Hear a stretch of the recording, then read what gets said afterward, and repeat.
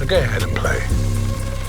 Just don't forget, the game is fixed. Guys, Idris Elba told me the game is fixed.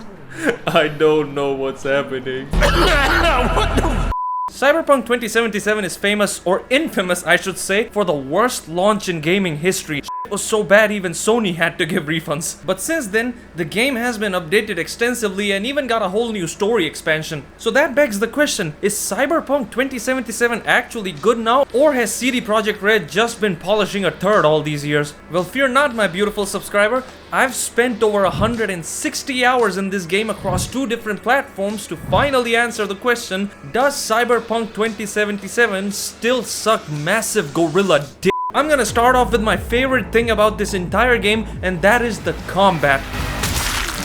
The combat system in Cyberpunk 2077 is genuinely one of my favorite open world combat systems ever. For starters, the weapon variety in this game is insane. From throwing knives to SMGs, from shotguns to chainswords, from katanas to LMGs, you name it, it's got it, bro. Not only that, the guns have different classes too. For example, tech weapons can shoot through walls while smart weapons basically give you aimbot. Also, we live in a world where GTA doesn't have a dildo as a weapon anymore, but Cyberpunk does. Just like fat people, your body is also a weapon, as you can get various modifications to help you in combat. These include but aren't limited to slowing down time, hacking machines, getting blades installed in your hands, or gorilla arms, which help you achieve full monkey as you yeet people so hard they explode.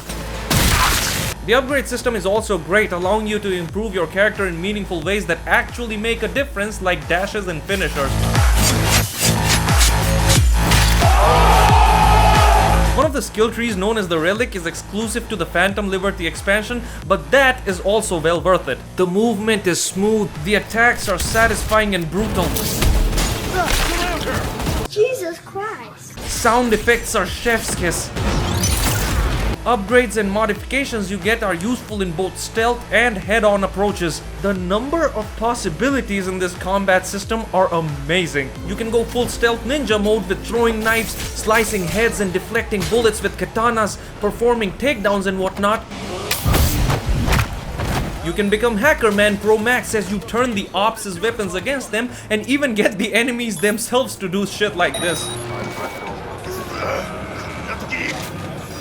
You can go full sicko berserk mode and shoot rockets out of your hands. You can turn into the Incredible Hulk and much more in the same video game. Wakey, wakey, wakey, wakey, it's time for school. It is one of those combat systems that keeps getting better the more you play and upgrade your character. The pace of combat gets faster as you go from running to just zooming all over the place with air dashes and double jumps. You go from simply defeating enemies to straight up duking on them. Cyberpunk 2077 goes from survival to power fantasy, and it is awesome, man. There is so much room to experiment with different builds and do so much cool ass shit. Oh my god, that was sick.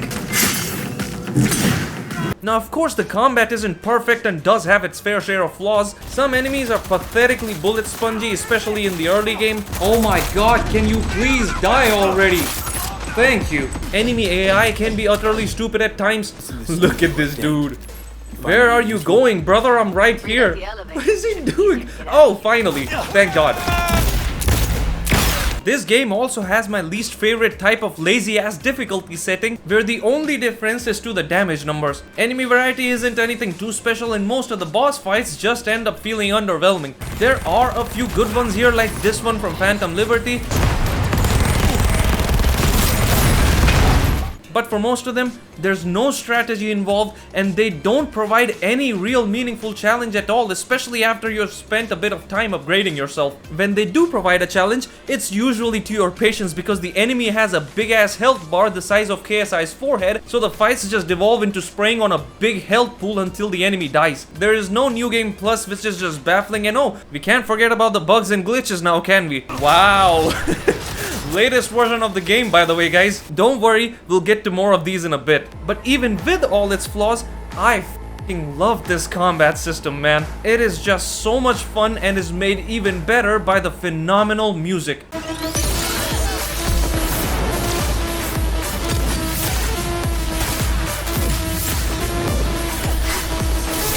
The one thing about this game that has been S tier from day one is the music. Cyberpunk 2077 has one of the best video game soundtracks of all time. Whether it be background music or songs, this soundtrack is an absolute banger.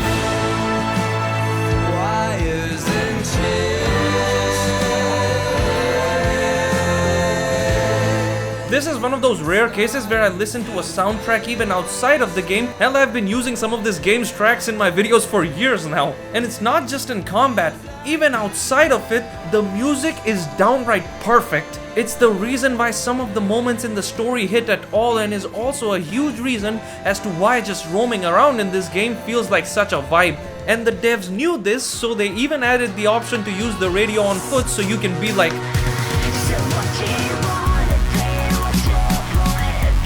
Now that I've mentioned it, let's talk about the open world. There is no doubt that Night City is one of the most visually beautiful, unique and memorable settings in any game ever. Say what you want about it, but just from a visual aesthetic perspective, the creators really nailed it. This is one of the most stunning games I've ever played, and it also runs really well too if you exclude ray tracing. Now there are visual bugs here and there and a few weird FPS drops for no reason at times, like the game will be running fine during the most intense of action scenes where heads are flying all over the place, but then drops frames when nothing even close to this intensity is going on. But overall, the performance is really solid and definitely better than the ugly UE5 slop we get nowadays. The textures are crisp, the lighting is gorgeous, and there is a lot of visual variety in the game. From bustling street corners where your mother works to crowded roundabouts, from open countryside to giant towers of trash, the architecture in this game is a spectacle to behold. Indoor areas like clubs are atmospheric and filled with neon lights. When it rains, it's a completely different vibe in every area of the city. I also appreciate the fact that they removed stats from clothing items, so now you can show off your best strip without worrying about stupid numbers. Perfect. Cyberpunk 2077 looks great during the daytime but turns into a completely different beast at night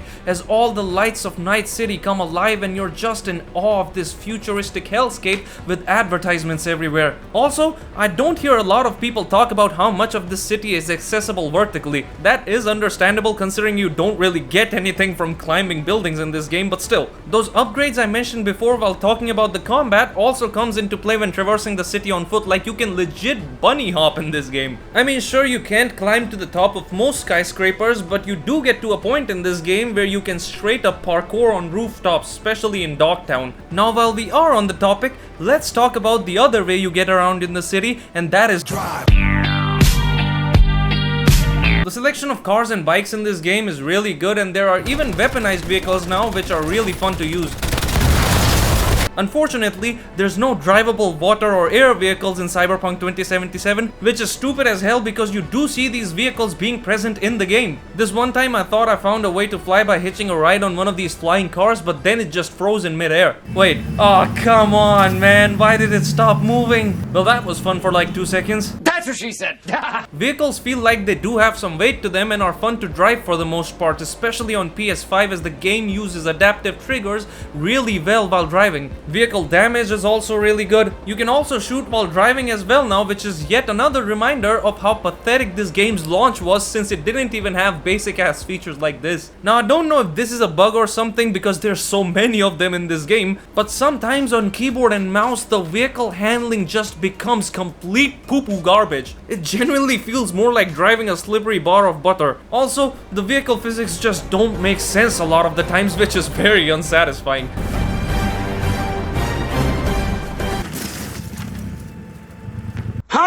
You do have fast travel points which are thankfully very abundant, and you can even ride in metros now. It is more of a gimmicky thing which you'll probably only use once, but the vibes are definitely there. It is seriously so impressive how much stuff can be going on in a single frame of this game. The density of everything is genuinely mind-blowing at times. This world seems to be a living, breathing place until you actually try to do something in it. Because once you look past the pretty graphics and actually try to interact with this world, that's when the illusion completely falls apart. Cyberpunk 2077 is like the popular girls from school, pretty on the outside but hollow on the inside. There is nothing dynamic about this game's world, and it lacks basic details that are present in games that are 25 years old. Wow. She's so good at driving, she doesn't even need to move her hands. Running over civilians doesn't feel satisfying because the same sound effect plays every time and the ragdoll physics are just laughable. You compare this to something like GTA 4 or 5 where NPCs feel like they have actual weight and playing bowling with them is satisfying as hell. There's a wanted level system here as well, like GTA, where there is fun to be had while fighting endless number of cops, but once you climb a building or something, the cops just can't do anything about it. If a cop crashes into you, you get a wanted level. You can go to shops or a street vendor to eat, but it just opens a menu for you to add items to your inventory which you will never use. And on top of all of that, you have some of the stupidest NPCs I've ever seen in a game. CDPR's own last game, The Witcher 3, had NPCs with actual routines that felt like real people, so I don't get what the hell happened here. These are the type of NPCs that don't care if someone dies right in front of them.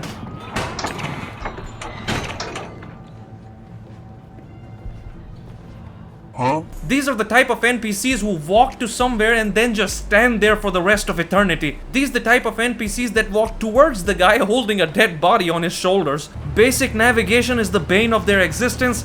Oh my god, can you please just get in the car already, bro?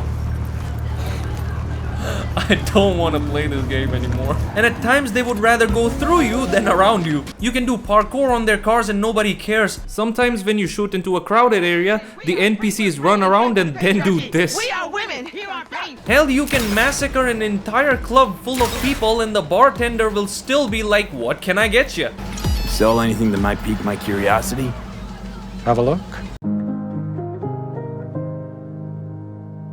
Dudes are out here making videos like Cyberpunk is so immersive.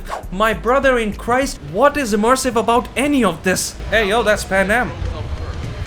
What the f— No NPC in this game behaves like a real person, and that just kills the immersion and is a big reason why this game world feels lifeless despite having so much density to it. Damn dude, this is the quietest protest I've ever seen. No one's saying anything. Games from 20 years ago did NPC behavior better than this. By the way, if you're enjoying this video, be sure to like it and subscribe to the channel. It helps me out a lot and I really appreciate it, my dudes. And oh my god, man, don't even get me started on the bugs. Vehicles inside ground, cars falling out of the sky, floating cars, people inside cars, floating people, goofy people, poofing people. People inside walls, people inside people. What the hell is going on over here?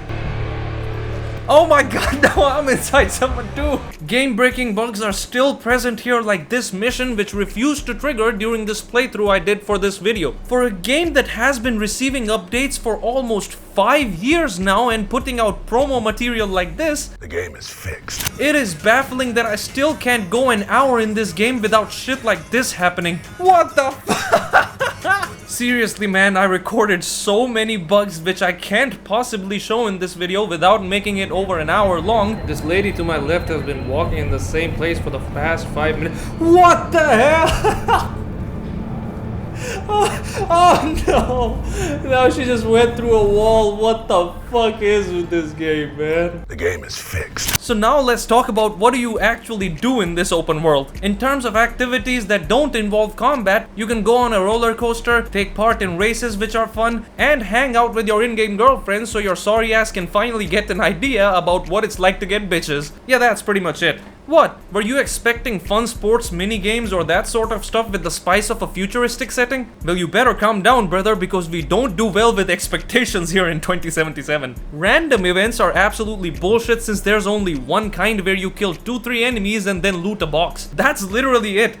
What the hell? Hell, the NPCs in this game don't even fight back. Like, the best thing Cyberpunk 2077 does is make me appreciate GTA even more. It's hard to believe that this zero variety, nothing burger ass game is made by the same company that made the still unmatched open world of The Witcher 3, where you can come across so many different and interesting scenarios while just roaming around. There is literally no justification for this game being open world world in the first place. You got 3 different types of mission in this game, which I'll get to right after we talk about the story. Cyberpunk 2077 begins with you choosing one of 3 life paths and creating your custom character called V. Character customization system is really good, and there's even an option to change PP size for the porn addicts. The life path you choose doesn't really matter, as you end up at the same point either way, which is something that happens a lot in this game. From there you get a montage of V and his friend Jackie settling into Night City during various jobs for different gangs. Fast forward a bit,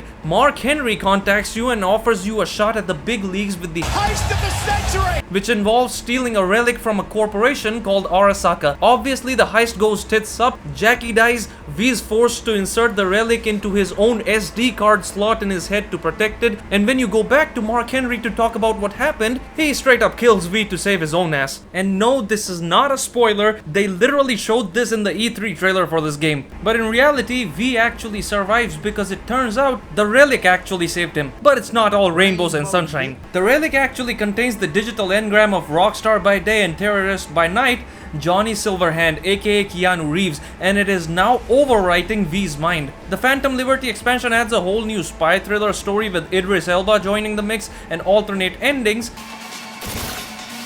Wow, what incredible aim, Idris, you're really showing him.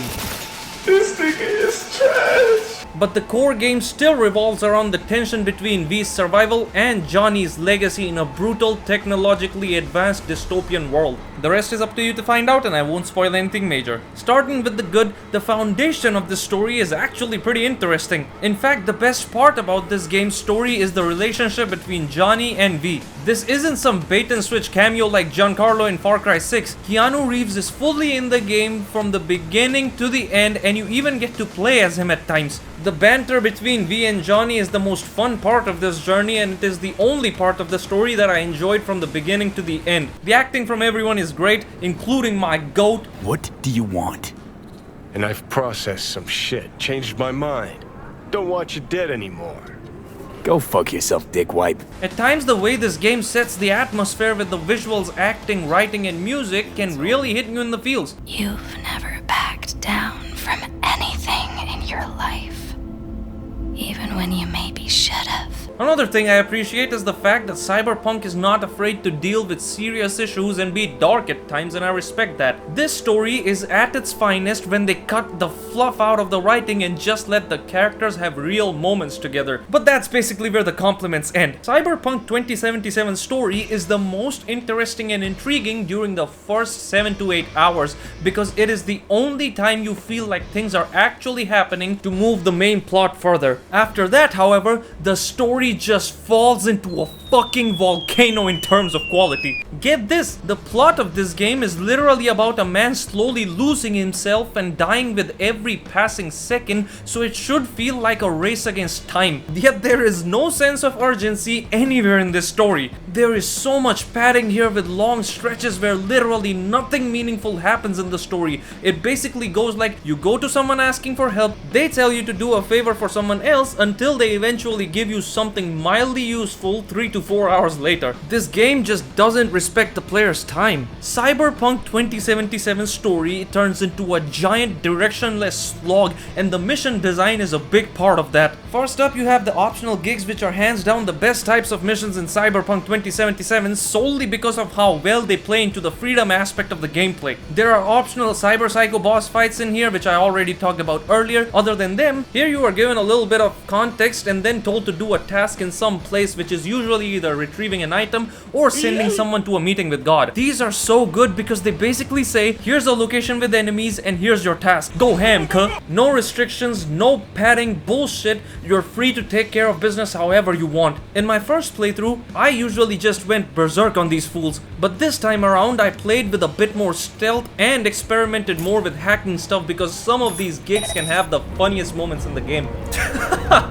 This might be the best funeral I've ever seen. Yeah, man, these are easily the best missions in the entire game, but I have to be honest here, they do get repetitive after a while because at the end of the day, you're basically asked to do the same thing over and over again, but on a different point on the map. Hell, the only reason the gigs feel important is because they are the only missions that can be done on the go, and there is literally nothing else to do in the open world. People will rightfully call this out when Ubisoft does this, but when it comes to this game, they are just like, but I cannot see, I'm legally blind. it would have been way better if there was more variety here, more things to spice up the gameplay and surprise the player like this gig right here. But that is a minor problem when we compare it to the side and main quests of this game. The only good side missions in this game are the ones that involve recurring characters, and even those are bogged down by excessive talking and the classic follow this person while they walk like a snail nonsense just so they can talk some more bull crap. Oh my god, why do you keep stopping? What the hell is wrong with you?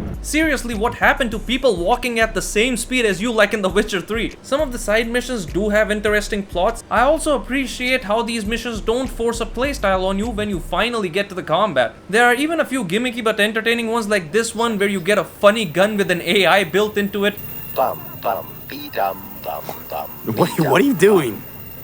I'm making the wait more pleasant with a soothing melody. But the rest of them, straight booty cheeks, brother. All you do in most side missions is talk, just straight word vomit and nothing else. Here's one where you just sit there and let a monk lecture you. Here's another where you just scare off two dudes by talking. Here's one where you have to slowly drive a car to its destination without damaging it. Slow down. You rarely get anything remotely interesting out of these missions, whether it be writing wise or gameplay wise. Most of these missions are genuinely the definition of this could have been an email. A lot of the side content just has that open world checklist vibe, which again, I can't emphasize enough how jarring that is coming from how The Witcher 3 did it. Oh, and if you thought the main missions were safe from all of this, then You are dead wrong. main missions also suffer from a lot of the same problems. These characters just don't stop yapping, bro. Sometimes a character will call you while standing right in front of you, and both conversations will be about completely different things. Yeah, take care of it. Hell, Cyberpunk 2077 loves talking so much that you can talk for 2 missions at the same time. What you're saying, in other words, is... Shut up! Shut up! Sometimes the game will even throw a pair of butt cheeks on your screen while a character rambles just to distract you from the fact that nothing interesting has happened in the past hour. Other better games have clear, concise cutscenes for a reason. Where's Barbara with big titties and Stephanie who sucks like a vacuum? And even if the writing here was as good as the GTA games, which it certainly isn't even close to that level, it still wouldn't matter because you don't even get to drive when characters talk to you. You're just stuck there doing nothing while they spew nonsense. It's so boring. The pacing is in the gutter. I'm not even asking for shooty shoot. Just let me play the game at all. Here's a mission where you meet a new character for the first time, spend 5 minutes in a car while she talks, then spend another 5 minutes watching her slowly fix a generator while she keeps talking, and then you finally get a short combat encounter that ends in like 2 minutes. But hey, at least you saw some ass in the beginning, am I right? And don't even get me started on that scuba diving quest. This might just be the most boring underwater mission in gaming history. Here you go scuba diving with a colored hair lesbian and listen to her trauma dump on you for 15 minutes straight. That's it. That's the whole mission.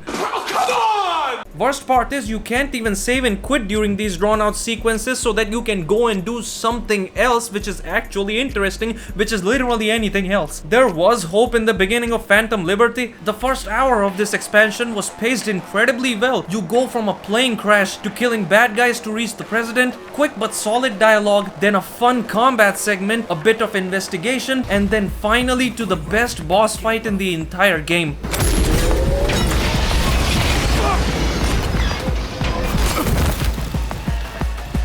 This is how the whole game should have been paced. But after that, even Phantom Liberty falls into the same trap where you just watch people talk to each other for most of the mission. It is genuinely one of the dumbest and most anti-fun design decisions I've ever seen. This feels like something Plankton would come up with. Bore everyone to death so he can steal the Krabby Patty formula. And again, can't forget about the bugs, can we? Cut. Wait, what? What is happening? What? What? I'm just speechless.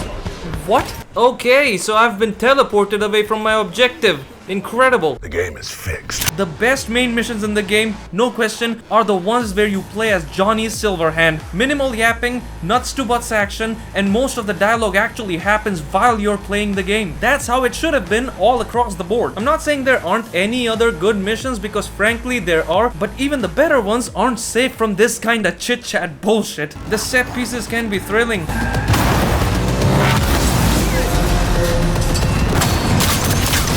I love how even in the main missions you are free to approach gameplay situations in any way you want instead of having a backwards ass game design that punishes you for using your brain and being creative. So it's just sad that you have to suffer so much before you finally get to those good parts. Cyberpunk 2077 looks at the rule of show don't tell and takes a massive shit all over it. The exposition just never stops, and we are still somehow not done with the fuck-ups of this story. V's entire deal was I want to be a legend, but you are never truly shown why that is. There is no depth to the main character at all regardless of what you do in the game, and this is why I never felt any sort of connection with V whatsoever. Hell, wouldn't it have been better to actually let the player experience how V got to where he is instead of just putting it in a montage of him turning into a mercenary and calling it a day? It could have been the best part of the story and a way to get the players invested. They basically skipped the entire period in which your character becomes who he is. You get nothing! The game keeps introducing new characters instead of spending that time on fleshing out pre-existing ones and expects you to care. The romance happens so quick it feels like it's a parody. Characters will be at each other's throats and in the span of 2 to 3 hours, they're floating in love, ready to lay down their life for each other. I also don't get why this game is so adamant about making you care about unlikable characters. Like, my god, man, why are you pushing so hard using all the cheap tricks in the book to make me empathize with a character that wants to kill someone just because of their own delusions? Also, most of the writing in this game is just straight dog shit. My husband, yeah. Sweetest man I ever knew. We were friends before my gender transition.